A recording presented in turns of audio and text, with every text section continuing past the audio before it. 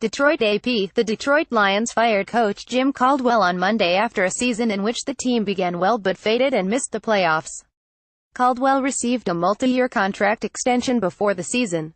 His team finished with a 3,511 victory over to Green Bay to go 97, its third winning record in 4 years. Detroit met relatively modest expectations this season, but raised hopes by starting with a 31 record. Caldwell was 3,628 in 4 seasons and went 0-2 in 2 postseasons with the Lions.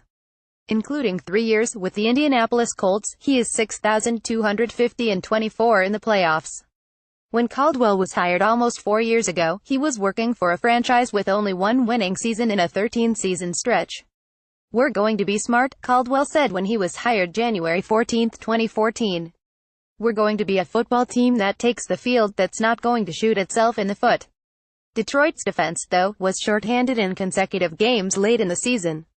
The Lions were down a player for a snap when Minnesota scored a touchdown in a win at Detroit on Thanksgiving and were missing 2 players when Baltimore converted a third down to help it take a TWOTD lead in a victory.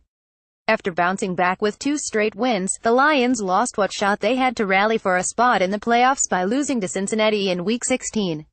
Even as it became clear Caldwell's job may be in jeopardy, he took it in stride. Jeff Zelavansky GT Images. "That's part of our business," he insisted going into his last game as Detroit's coach. "That's kind of the way it goes. That's every year, right? I told you guys a story a long time ago about Marty Schottenheimer. He got fired at 142. So anything less than a Super Bowl, obviously it could happen." The Lions have never played in a Super Bowl. And since winning the 1957 NFL title, they have won only one playoff game, and that lone victory was in 1992. Caldwell, who led the Colts to the Super Bowl nearly 7 years ago in his first season as an NFL head coach, got off to a solid start in Detroit with 11 wins in 2014. That was the franchise's best regular season since 1991.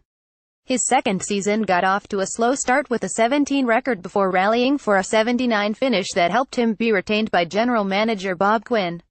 When the Lions hired Quinn shortly after the 2015 season, he chose to keep Caldwell around for a third season.